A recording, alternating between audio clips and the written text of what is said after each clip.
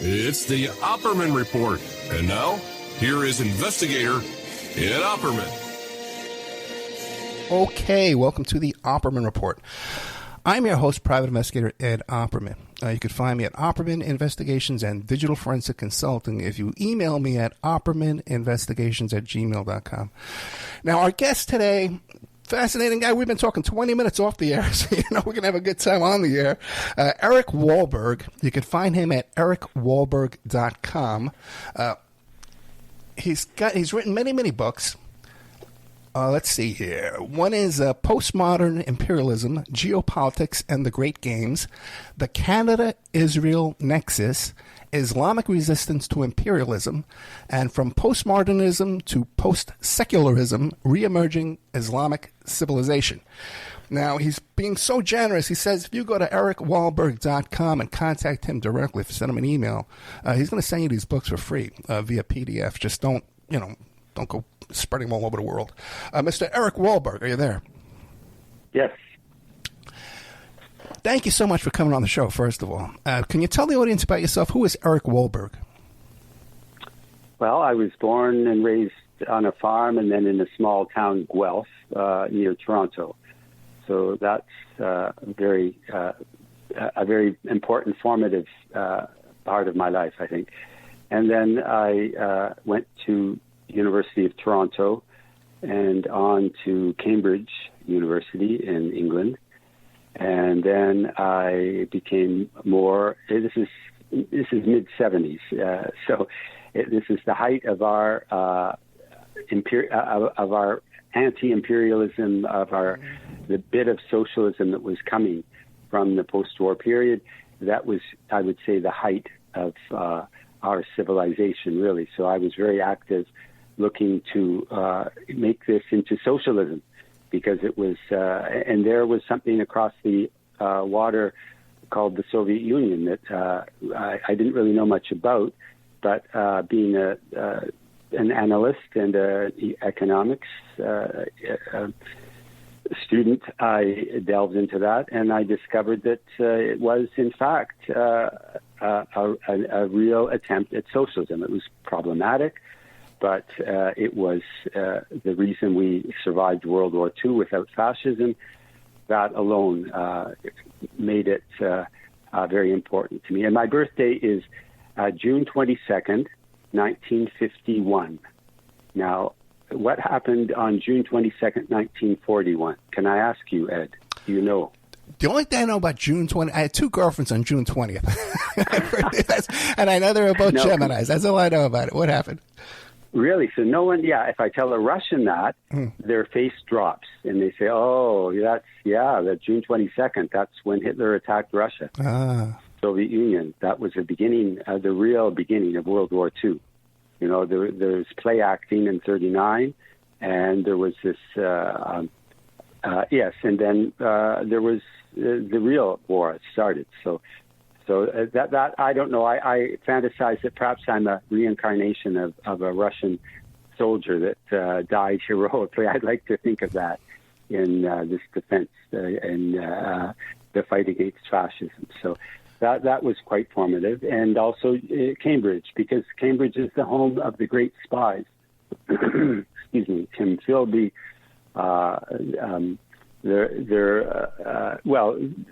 Many, and which culminates in Aldrich Ames, who was, I think, after Philby, the next. I would put him number 2 on my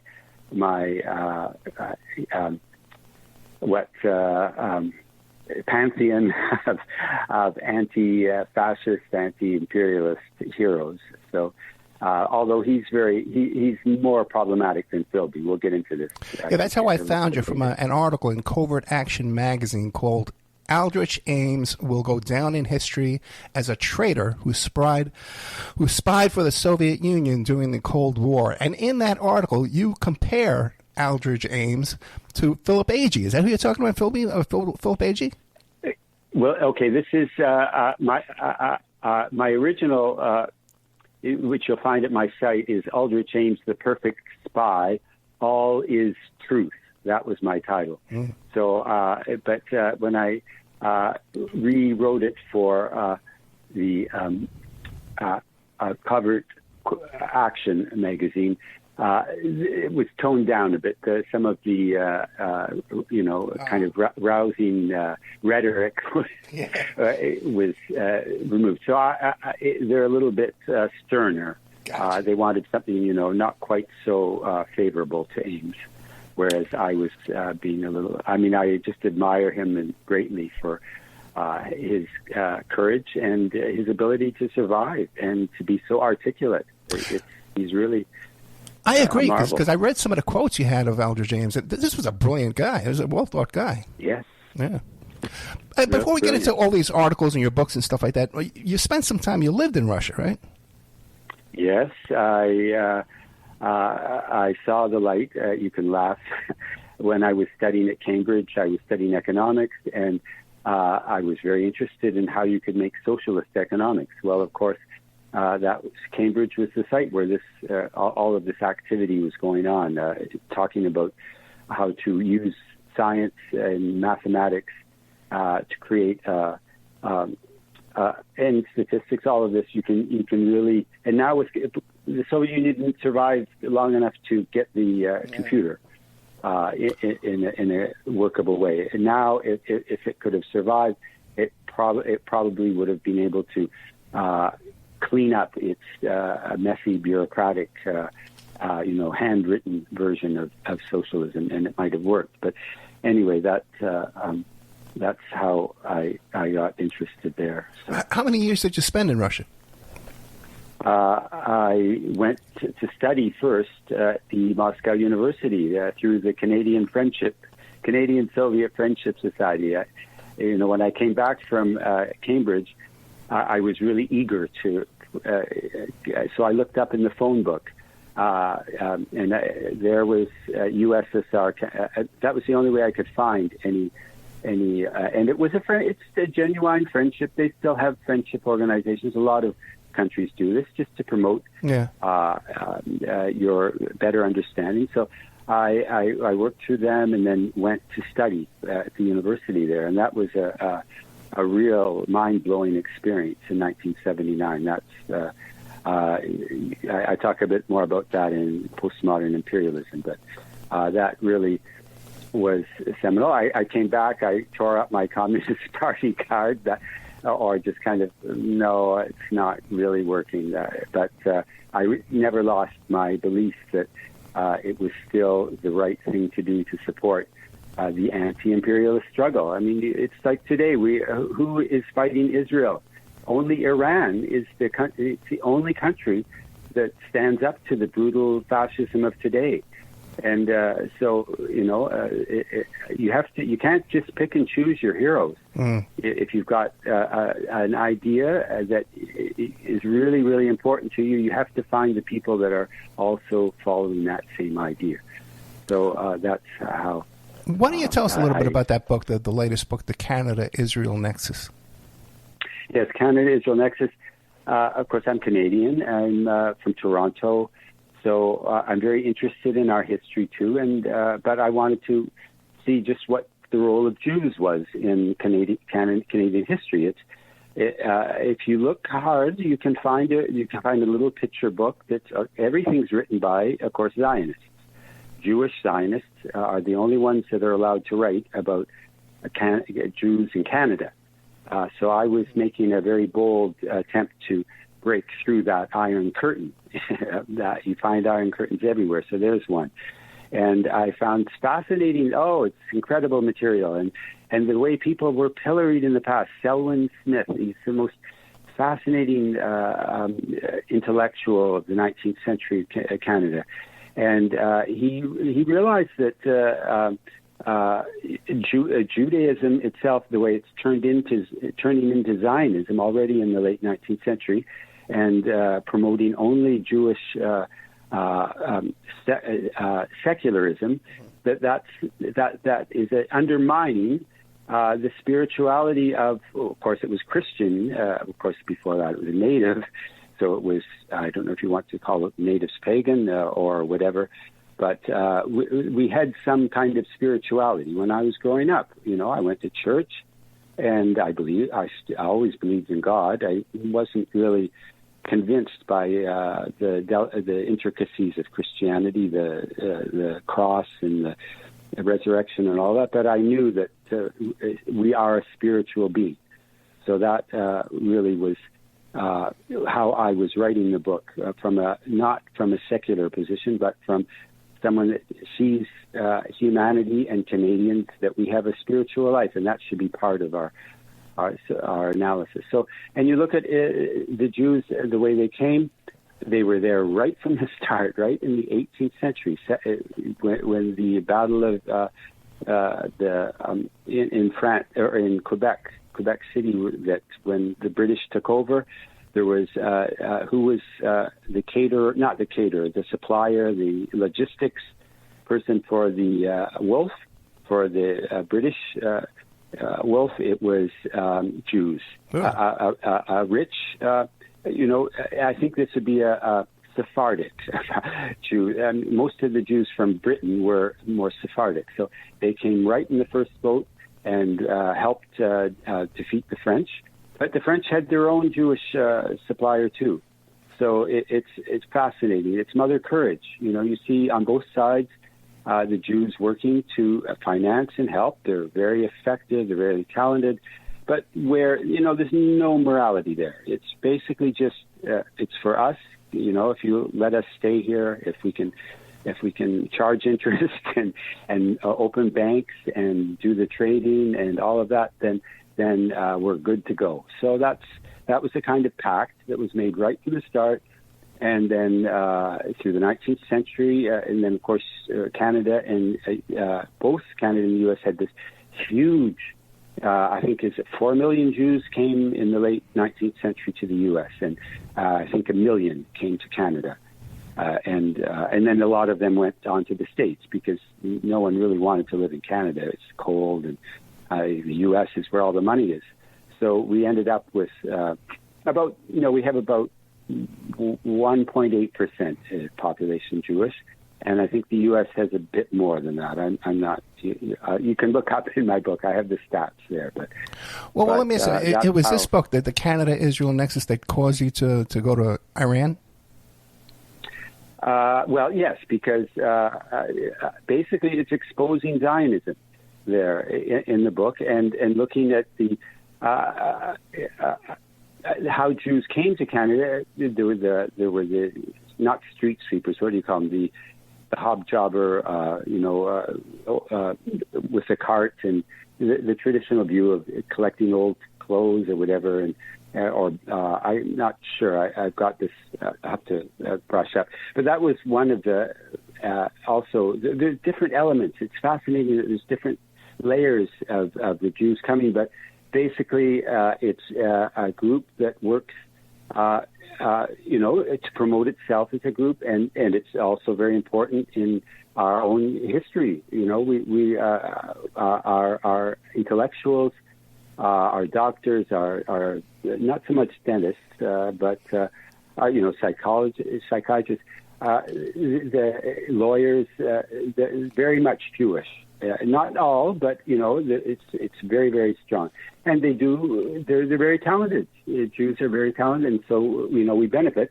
But the problem is when when Jews become like IPAC, and when they become very powerful lobby, and when they latch onto this horrible Zionism that's so destructive and so inhuman. And that's what, if we can get rid of that Zionism, then we can go back to a more normal relationship. Well, let me ask you this then, because back in the 70s, I was, when there was an option, I was anti-Zionist, because it hadn't grown that big, you know what I mean? But now, what do we do now? Now that just people that their grandparents were born in Israel now, what are we going to do? Have to force them to leave? What do we do? Like this other option of blanket carpet bombing Gaza, that's insane as well. But what do we do? People who were born there, their grandparents were born there. What do we do with them now? we can't count on our governments because they're controlled. Friends of Israel in Britain.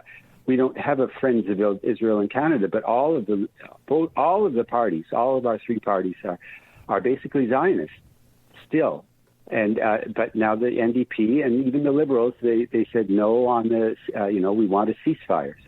So the public opinion and the camps of the students. I went to visit several times U of T here, and it's just wonderful, the atmosphere there. And there's half of them are Jews. It's wonderful, And they and then a third are half, maybe a quarter are Muslim, and a quarter are whatever. I mean, 'cause it's hard to say Christian anymore because no one goes to church, So, Jews have an ethnic identity. The non-Jews in Canada there's no real ethnic identity anymore.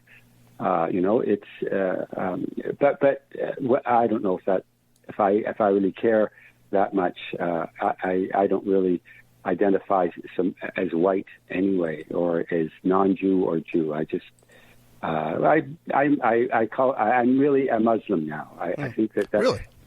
That's what this genocide has pushed me to.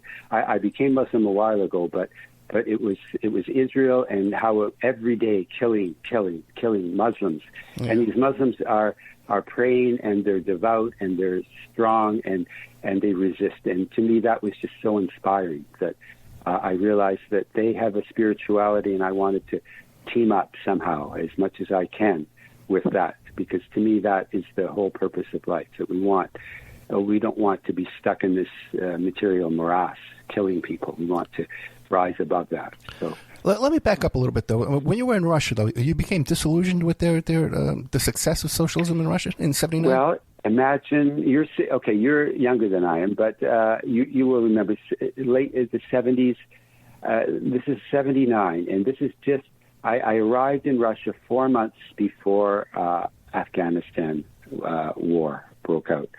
I don't like to call it an invasion because they were invited. The Russians were invited in by the local communists. They didn't want to go in, but it was such a mess. They were kind of forced to, and so that was. It was just a very shocking thing, and. At the same time, they were preparing for the Olympics, and then, of course, the U.S. pulled out of the Olympics and with all of its Western allies. And and I was living in a half-finished Olympic residence, which was surrounded by mud, and I had to climb 10 flights of stairs sometimes, and I got very sick. So, but it was, physical sick, but. I had many wonderful moments. I guess I should really go back and really delve and show that there was beauty in all of that. But at the same time, I could see that a lot of people were cynical, disillusioned, angry. Things weren't working. It was, and then Afghanistan, it made things like 10 times worse. It's just like with the Ukraine now. Russia was cut off. The U.S. steals all its foreign reserves. It starts to bomb it, give long-range bombs. The same thing was going on in '79. So I just came back and I stayed. I stayed as an activist, as a friend of USSR, because I knew that we have to have peace. And what I did then is I worked on. To make a twin city with Toronto, Stalingrad, Volgograd, which was Stalingrad in 1942 when we became twin cities. And that was a wonderful experience. That's an unpublished book I wrote where I researched and saw all the wonderful activities that ordinary people, the cream of Toronto society, the Eatons, all of the Massey Hall. There were, everyone was lauding Russia and the female bomber that killed I don't know how many Nazis. That was a wonderful moment, and I wanted to revive that feeling of friend. And lo and behold, it became something that was acceptable. So this is 1980. So there's a sense of the Cold War's ending. So that opened it up to the present elite of Toronto. Former Mayor John Saul, one of my heroes. He's a socialist, and he really transformed in 1 year Toronto back in the 70s. So he took on the project and went off with his crew of Torontonians to Volgograd, and they wrote articles, and it really was a wonderful moment for promoting peace. So those years in the 80s for me are very very memorable. So in this article, it's in Covert Action. What do you make of all these CIA who kind of became, I guess you were traitors, whatever you'd call it, and started selling secrets to Russia? Well, let me just quote a little bit of Ames, and I recommend people the Confessions of a Spy, the real story of Aldrich Ames, or the movie about Ames. Just Google on YouTube, and you'll find the movie free. You can watch it. Just Google Aldrich Ames movie. So let me quote. So these are the incredible quotes that Early, the author, he snuck in his own little bit of spying, and because he was not supposed to talk to Ames, the FBI keepers, they said no. But I don't know how he did it. But maybe they were just falling asleep and he snuck past them. FBI is doesn't do things. It bungles a lot too. So anyway, he got dozens of hours of interviews. So here, let's start. Who is the greater fool? The man who believes his own lies and spends his nights rationalizing the obvious contradictions in his life, or a man who sees the lies for exactly what they are and uses them for his own purposes? So he's not he's not apologetic for what he did, at least in terms of the spying, because he goes on, but he does say that he was. I stand before many of my former friends and colleagues and bosses I hide my face. I betrayed the personal and professional trust that existed between me and them, and I betrayed the deep commitment that I had made to agents who trusted me. So his own colleagues, of course, he felt badly. I mean, he's not a total psychopath. But unlike Philip Agee, who went to the press as a whistleblower, Ames says, "Hey, I might as well get paid for this, right?" Exactly. Yeah. You can't blame him. So, and so he's not an angel by any, but none of us are angels. And I know myself, if I'd been in it, I don't think I wouldn't have bothered with the money. I don't think I'm too idealistic, but I would have been happy. I like my heroes are a hero, someone I could identify with personally, is Boyce, this wonderful, the Birdman. If you know of the Australian fellow, and this is back in the I believe there's so many dates now, but I believe this is early 80s when the CIA made a coup in Australia against the more socialistic prime minister, and he got the attorney general, Canadian, Australian. We have the British monarch. So if you want to get around the government, you appeal to the lieutenant general. I believe you still have lieutenant generals in the States, but they're all useless anyway, except if you want to go to the king. And so that's what the Attorney General did. Kerr, he said he basically dismissed the labor leader and the coup, and basically took over. And when Boyce saw this, and he's a young socialist, and he was furious. He decided that he was going to gather up everything he could find and take it to the Soviet embassy in Mexico.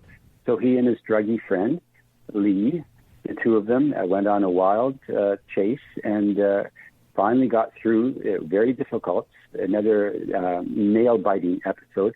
And they gave all these huge amount of documents. And I guess they got some, I don't know the money. And with Boyce, I don't think it mattered because he was eventually captured and he was brutalized in prison by, this young, handsome, blonde-haired boy in a prison full of thugs who God knows what horrors he saw. But he survived, and that's another great movie for you movie buffs. The Birdman, if you just Google Boyce, Birdman. Well, with Christopher Boyce, the good movie is The Falcon and the Snowman. It's the one, it's the classic with Sean Penn. But there's another one called The Birdman? No. You're right. It's The Falcon.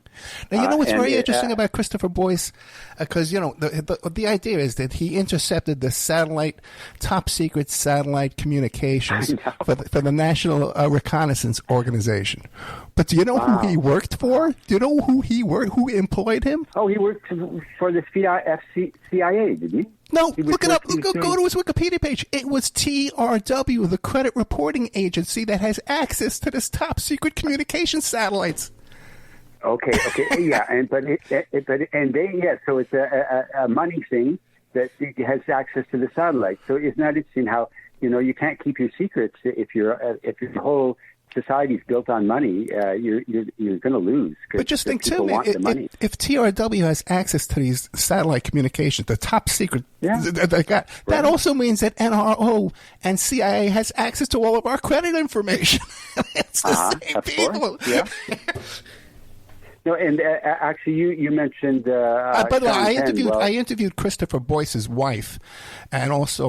Wow! Oh yeah, great. I'm trying to get Christopher Boyce on the show, but he's very difficult. Oh, yeah, please. And the guy, Vince Font, who wrote the first book about it, and then I interviewed his wife, so I've done a couple of shows on this. His escape from that prison is very interesting, too.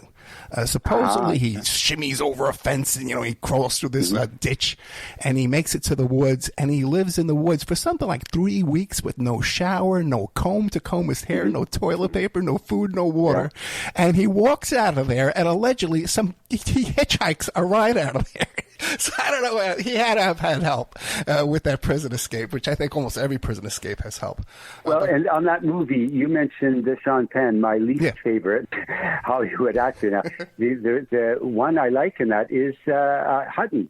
Yeah. He is actually, it's Hutton that plays Boyce, isn't it? Oh yeah, absolutely. And the guy who plays Sean Penn, the guy who Sean Penn played, Sean Penn later on went to work for Sean Penn. He became his assistant. Did you know that? Oh wow! Yeah, That's a crazy story. So that the Hutton in the Falcon film, it's like the prequel to the Christopher Ames film. Aldrich Ames film, which is Christopher Hutton playing Aldrich Ames. So it's wonderful. It's like you could call it a two-part film. Spy, Hutton's spy film. Yeah, and he's great in both of them, really. So. And then who else do you talk about? You talk about Snowden. Oh yeah, okay. Before we get to him, I wanted to just finish up with Ames. What really I loved reading it was I came across his what's the expression, his rosebud. Oh yeah.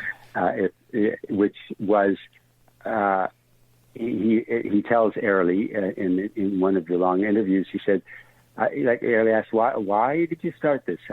What was it in your past that brought you to do this? And he said, well, I remember back in the early 50s, my father, who was working for the CIA, he told me, I would rather see you dead than living under communism. Mm. And it's just, you tell a 10-year-old boy that. Now, what's the little boy going to think? What Ames thought was, this is wrong. This is a denial of humanity to all of those hundreds of millions of people, that somehow they're all wrong and they should be wiped out, or so that stuck in his mind. And when he came to the real, and then of course he's CIA father, son. He starts into the CIA. He was a lousy agent right from the start, except for his father. And his father was a weird agent. It's a fascinating story. I recommend you to read it, because he makes all sorts of mistakes, but he's still promoted. And then he finally, it clicks by 85. He realizes, this is the Cold War's over. This is Gorbachev, and he realizes that he says to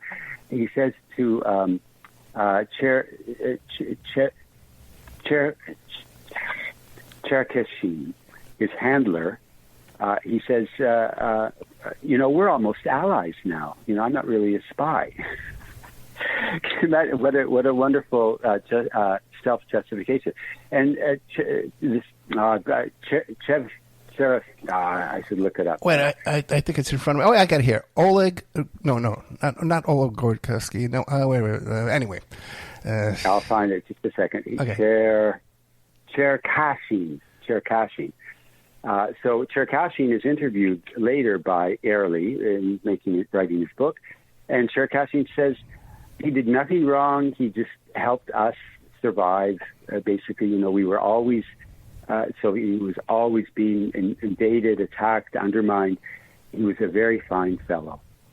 So that, the Soviets, they respected him. They didn't see him as just often if you act, if you're a traitor, then the other side, it's like Judas, the pieces of eight or whatever, that you're a cheap nothing if you spy.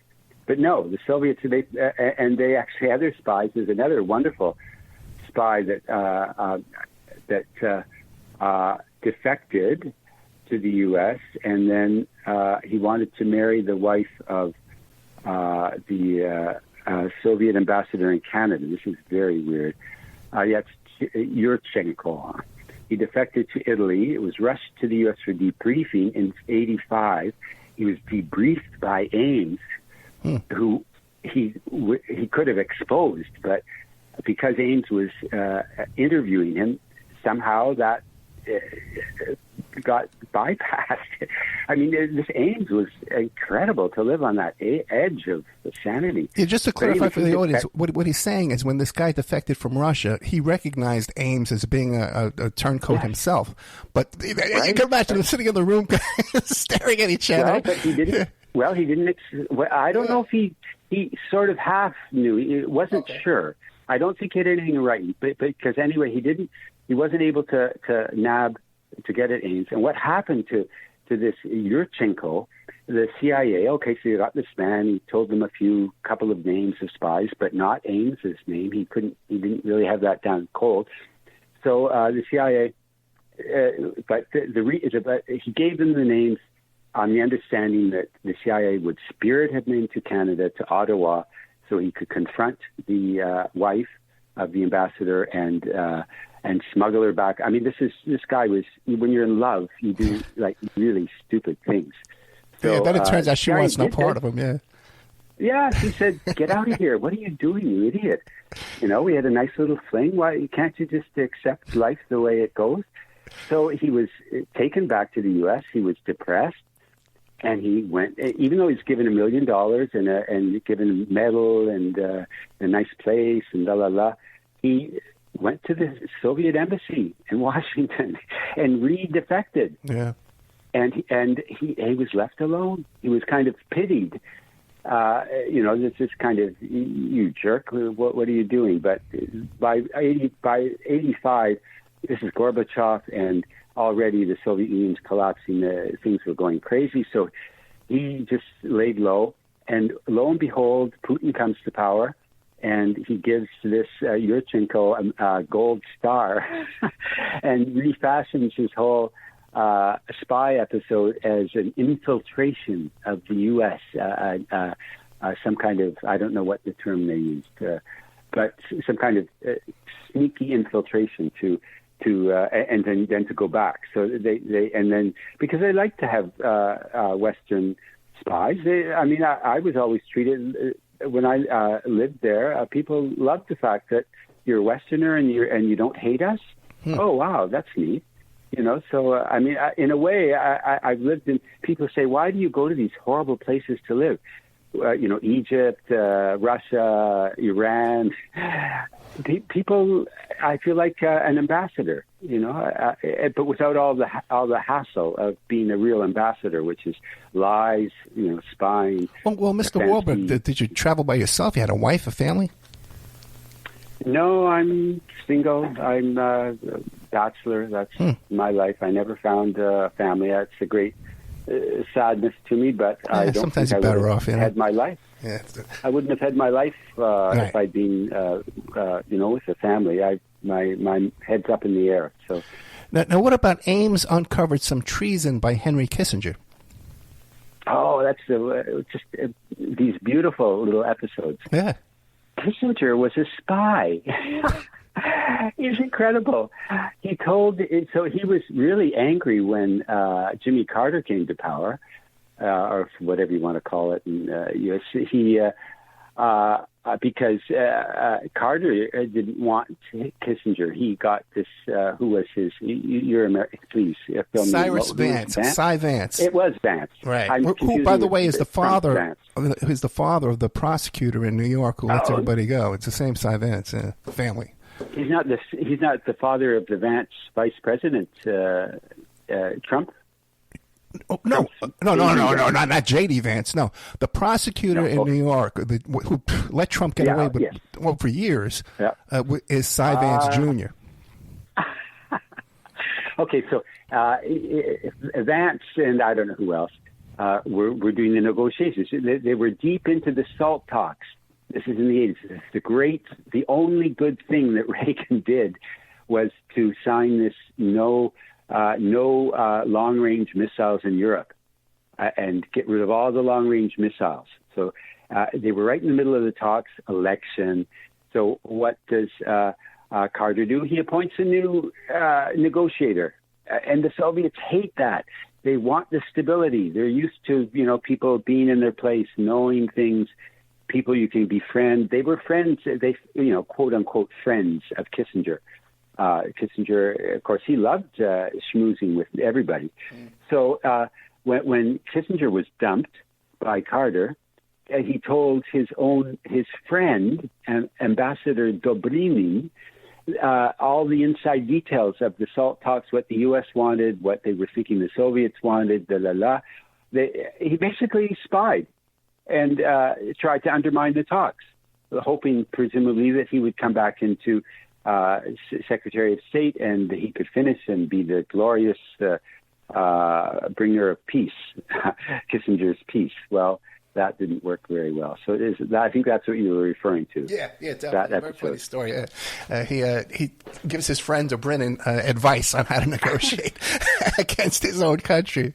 I got to tell you, I can't resist. I got to tell you, I've had a guest on the show here, Monique, and her radio show is called Radio Gunk. She does a radio show about the Howard Stern show and all the gossip and the foolishness of Howard Stern. And it turns out she was friends with Henry Kissinger. She was neighbors with Henry Kissinger. They used to walk their dog together every day for 10 years. Wow. I know, man. I don't know how you could be friends with Henry Kissinger. It's like living next door to Hitler, Oh, my God. Well, what do you think is the next big, I don't want to say funniest, but the next most interesting story of these spies? Hansen, perhaps? Hansen, another incredible spy. And it's interesting. Hansen and Walker are the two that I like to pose together. Hansen, I don't know all the details of what he spied, but it was serious stuff. And he did it for quite I think about 10 years. And he had a family of 6 kids. He was a devout Catholic. Right. He wanted to bring his kids up well, and he saw that it was all a game. So he, I don't know, a few $1 million before they finally caught him. And that was the only spy that the FBI caught by one of their agents. All the spies that were ever caught by the CIA or the FBI were by defectors. from the Soviet Union that exposed that guy's a spy, so they did nothing all those years, all those thousands of agents running around dropping things here and there, poisoning this, and they were totally ineffectual. So that's Hansen. No, wait. That's Hansen, the only one they caught. And he was, a father of 6, and of course he was sent away. But at least his family was, I don't know how much they had to pay. I don't know what happens to these people. Maybe they're turned into, dumped on the street and left with nothing. I don't know. But that was Hansen, and Walker is like the archetypal. Kind of scummy kind of spy that he was basically blackmailed into joining the army in the 50s. He was a thug and a thief, and he was given a choice: you go to jail or you go into the army. So, what would you choose? I think the army, least of the lesser of two evils. And he just kept quiet and rose a little bit more, got to the point where he had some secrets and started selling them. And he included his son into this too, and his wife, and this went on for the longest time, and he was finally exposed. And it's not right to have your son. I think that just shows you that he was not really a you sacrifice yourself, but you don't sacrifice your family. And at least Ames, he had his new wife and child, but he did everything to. He didn't tell her, but then she finally found out, and then she was put in jail too. But he plead bargain to get her out. I think she only spent. I don't know. You have to check, but it was not a long. I think it was maybe a few months, and she was out. And I guess she went back to Colombia and just licked her wounds. She's probably still alive too. It would be interesting to hear her side. But I doubt that she would want to. But another thing, when I look at all of these spies. The Cold War was the height of the spying, and that's when the heroes. No one is interested in people that exposing the Soviets is not really. It's neither romantic nor it doesn't contribute to world peace or any kind of undermining of imperialism. The American spies are to promote American imperialism, whereas the Soviet spies were promoting people like me. I've never been a spy, as far as I know, but I would do anything to help promote peace and to undermine imperialism. That's like so that whole era suddenly collapsed in 91, and for a few years, it looked like it was all over. But then you've got the new spies, people like Bergdahl. Another wonderful guy. He defected to the Taliban, and I think he did it intentionally to keep the U.S. Army busy looking for him. They spent 5 years. They were looking for him every day. Can you imagine? They hate him in the U.S. Trump wanted to. He was eventually discharged, and just get out of our sight. Yeah. But Trump wanted to reinstate his conviction and put him back in jail. Mr. Walberg, did you take a look at something like Reality Winner? Oh, and Reality. Wait, is she the one that? Yeah, I have. She tried to. She was. Exposing Russia, supposedly the Russiagate. Right. She was exposing. She worked for an NSA type. She had a security clearance. She worked for a private company, but she had a security clearance with the NSA, and she had some documents. I think she sent it to Glenn Greenwald from. Is that the Intercept he was from? No, wherever he was from. And then they went. she sent it to him on a disc, and then they discovered on the disc, they were able to trace it back. She put the disc in the post office box right next to her gym that she goes to every day. So she wasn't. I interviewed her mother too. She wasn't trying to hide her tracks. And by the way, right now too, she's on supervised release. She's out of prison, but she's not allowed to do interviews as part of her probation. But she was just trying to expose some nonsense about Russiagate, which was false. Wasn't what she was trying to expose false anyway? Well, I don't know if it was false. It was Russian interference in the U.S. elections, okay? And what about this fellow? There was no Russian interference. You don't think so? I think there was. It was all... Trump was cleared as far as I could tell from the... I didn't follow it because I figured it was just nonsense. Well, the Mueller report said if we could clear him, we would have, and we can't clear him. And also, too, I was just staring here, too, at Charles McGonigal, the FBI agent in New York who was in charge of the Trump-Russia investigation. Did you look into him? Because he was just arrested. He only got 4 years for working for Oleg Deripaska. So he's charged with... I know, he's charged with... what do you call it? Investigating Russian interference with Trump, and he's getting paid by the guy. It's to me that's all just parody. There's I know, it's all a game, yeah. And that kind of spying.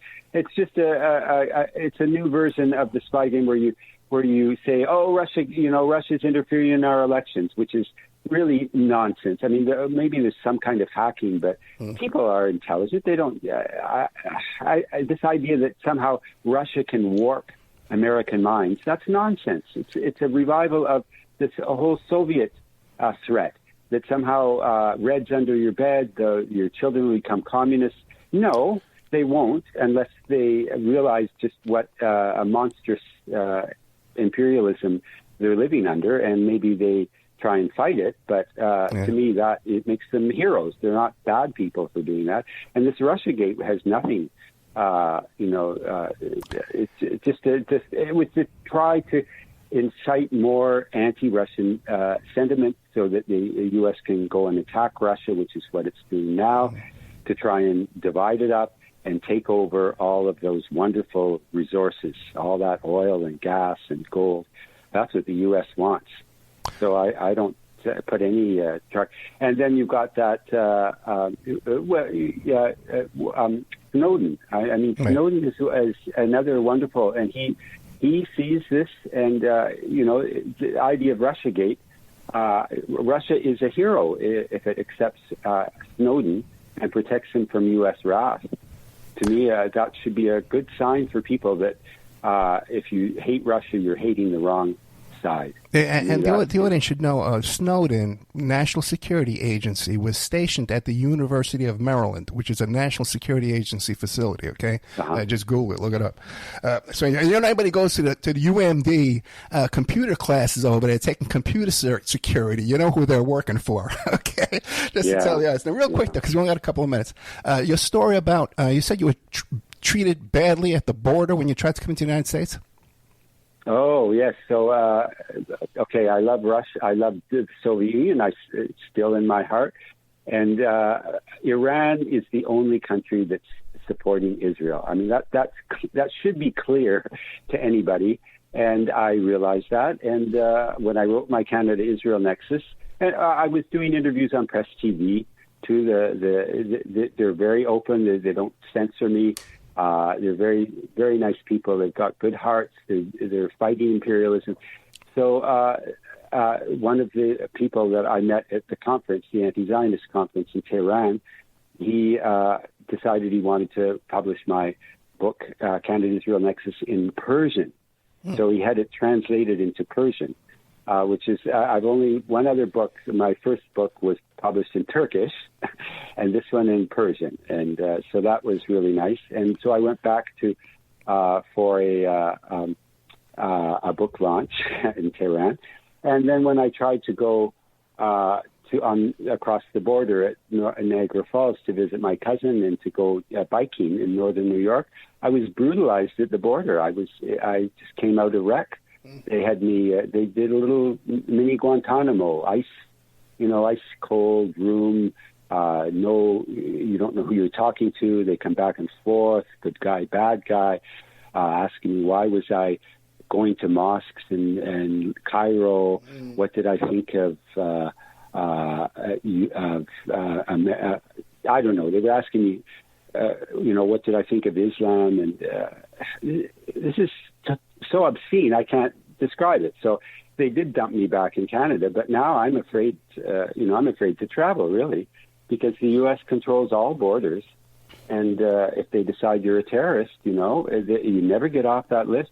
And there's thousands, hundreds of thousands, I think, of Canadians alone that are in that position, that are turned back at the border for thumbing their nose at Uncle Sam in some way. So that's my sad little episode.